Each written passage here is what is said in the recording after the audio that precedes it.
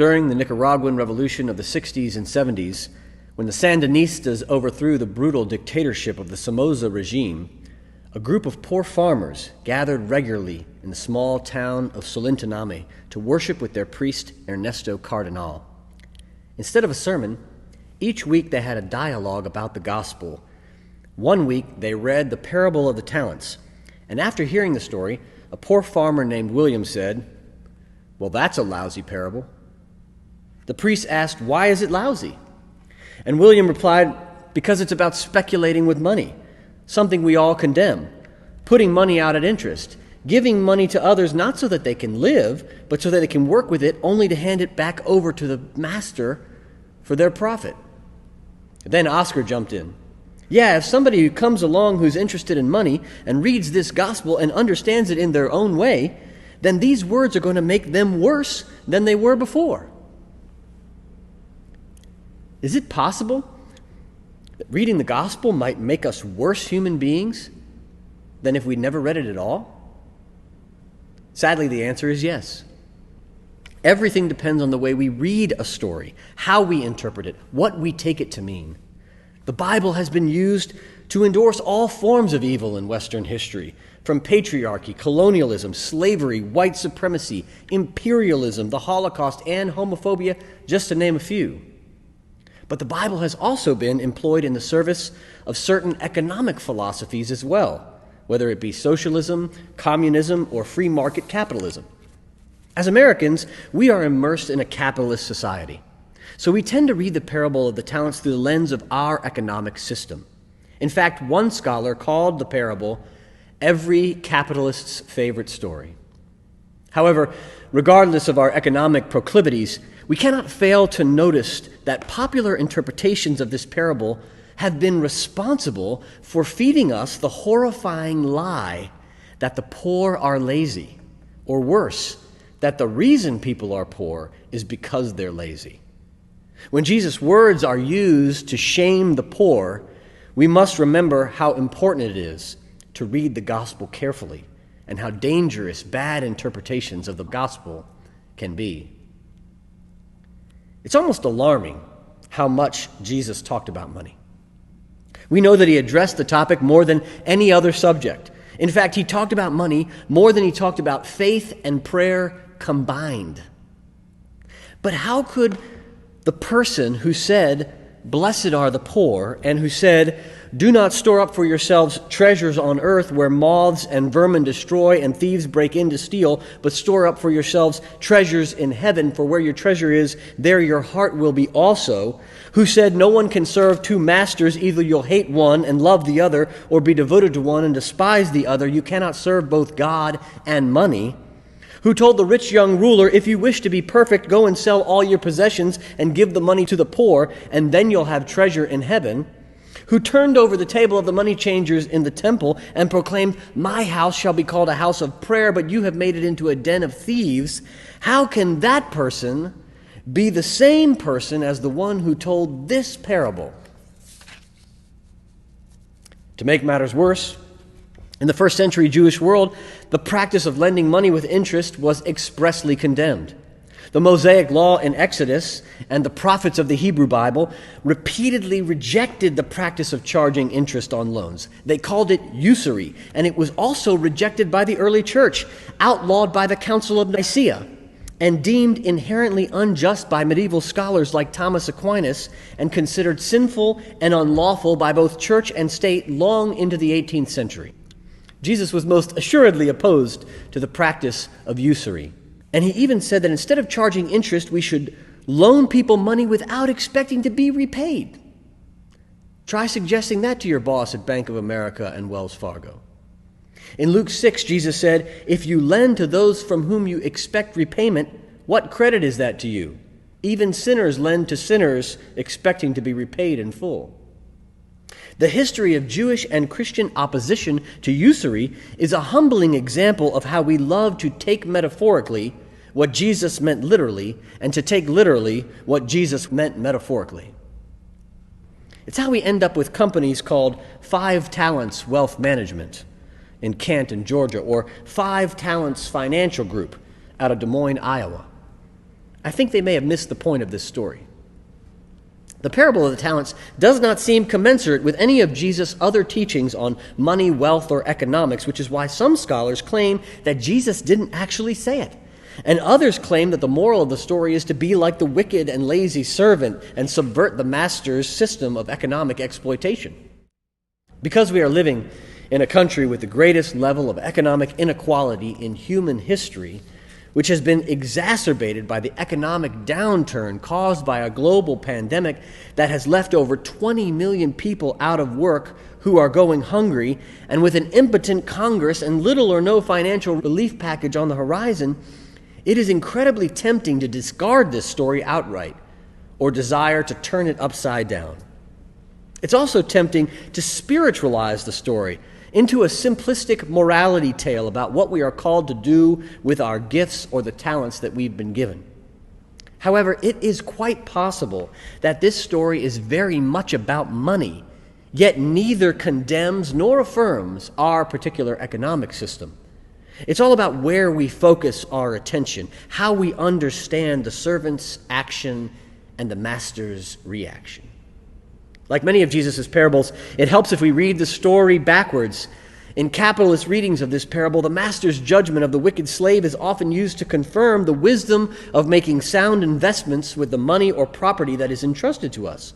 However, the master did not praise the true trustworthy servants for making good investments. This parable does not affirm free market capitalism or the financial services industry where we pay someone to move our investments around. There is no affirmation of investing here. It is seen by the master as a last resort. In fact, the master's words to the untrustworthy servant about investing are born out of his anger and frustration. Infuriated, he told the servant that investing money in the bank was the second worst thing that he could do. The only thing worse than investing his money was burying it in the ground. According to Jesus' parable, investing money in the bank was only slightly better than doing nothing with it. What we have is a comparison between servants who did something with what they were given and a servant who did nothing. When we hear that one who received 5 talents went and traded with them and made 5 more, we associate the word trading with E-Trade and the stock market, but there was no NASDAQ or New York Stock Exchange in first century Judea. The Greek word here, ergazomai, means to labor, work, or toil. Sure, it can refer to a trade, but not a trade in stock. Trades like blacksmiths, masons, carpenters, painters, leather workers, butchers, bakers, and candlestick makers, those kinds of tradespeople. We don't know exactly what kind of work they did, but the 2 servants in this story, the good servants, found some way to put their money to work and doubled what the master gave them, which resulted in them being given even more. The untrustworthy servant, on the other hand, did nothing and buried what was entrusted to him in the ground. Money needs circulation in the community for an economy to grow. Doing nothing with our money is the worst thing we can do. Keeping it for ourselves is the second worst thing that we can do. The best thing we can do is to put our money to work, to share it, to spread it around, to give it to somebody else. Back in Salintiname, Ernesto, the priest, told the poor farmers, Jesus gives us this example to make us see that money and love follow the same principle. For money to multiply, it must be shared. The same thing is true of love. When we share love, it multiplies. Christ says that just as capitalists multiply money, so revolutionaries must multiply love. Then William, poor William, he responded again, yes, and they say time is money, but love is money. Love is wealth well distributed among the poor and the needy. The two are linked. Love and money are deeply related. Right, Ernesto exclaimed. Money can be good if we use it as it ought to be used, distribute it widely. That is the way that love is multiplied in our material world. Finally, Ernesto said, this story tells us that anyone who won't take risks in order to change the world is condemned to solitude and separated from humanity. Why didn't the untrustworthy servant do anything with what he'd been entrusted? One word: fear. When it comes to money, fear is one of the most powerful emotions that drives our behavior. Fear of losing money, or fear of losing the security and peace of mind that comes with money, often paralyzes us into inaction. Even when we do act, we often do so in a spirit of fear. Fear is what drives us to hide our money, or hoard our money, bury our money, or invest our money in ourselves instead of sharing it with the world. But fear is a tricky emotion. Sometimes fear masquerades as a subtle anxiety about our financial security and an abundance of caution about our future. We don't always experience it as fear. Sometimes it feels more like anxiety about long-range planning and preparation, making a rainy day fund, putting away a little extra for retirement, or investing in our future or our children's future. These are all good, smart, rational things to do, but playing it safe can easily become an excuse for keeping more than we need to thrive and lead us to becoming selfish and greedy without even knowing it.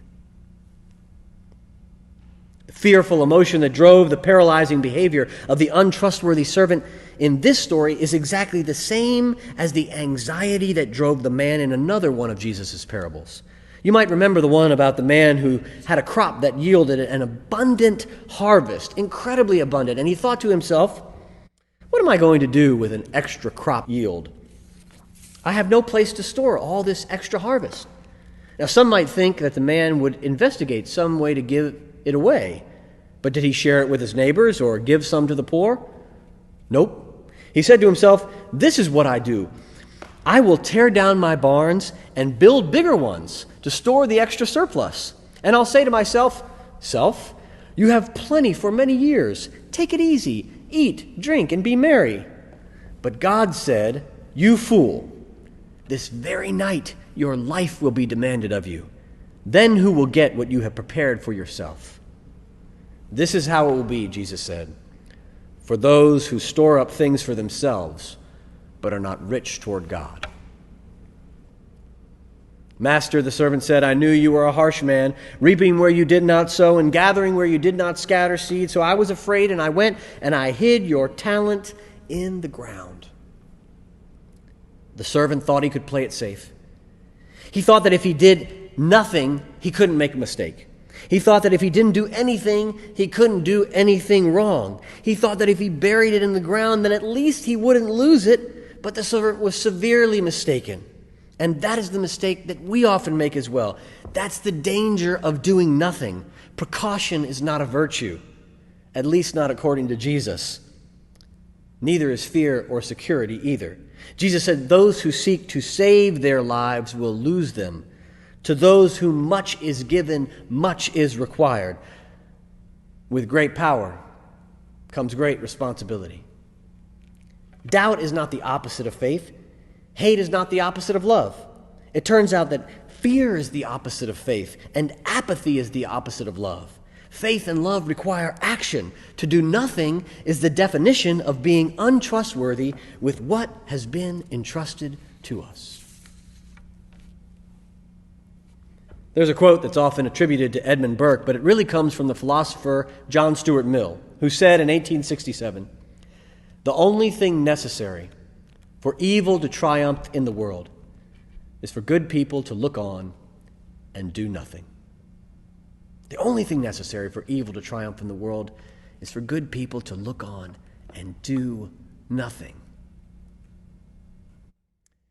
There's this legend about a poem written on the wall in Mother Teresa's home for children in Calcutta.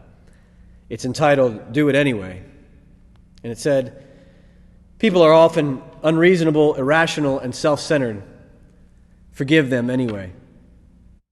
If you're kind, people may accuse you of being selfish or ulterior motives. Be kind anyway. If you're successful, You'll win some unfaithful friends and some genuine enemies. Succeed anyway. If you're honest and sincere, people may deceive you. Be honest and sincere anyway. What you spend years creating, others could destroy overnight. Create anyway. If you find serenity or happiness, some may be jealous. Be happy anyway. The good you do today will often be forgotten. Do good anyway. Give the best you have, and it will never be enough. Give your best anyway. In the final analysis, it is between you and God.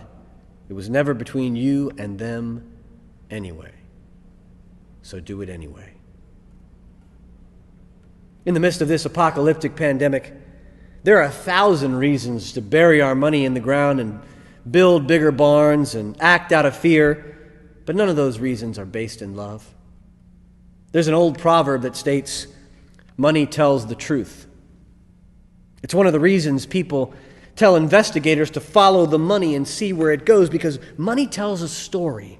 What we do with our money, how we spend our money, where we give our money, tells the story of who we are, what we value, what we believe in. Cornel West said, justice is what love looks like in public. What if money is what love looks like in our pocket? What if money is what love looks like in our pocket?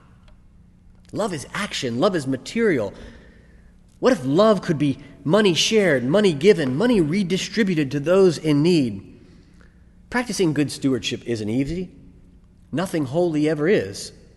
But as our covenant states, it is our responsibility to be faithful stewards of our lives and of this world, to nurture this church as a community of faith, as an instrument of reconciliation in the world by the dedication of our personal and material resources.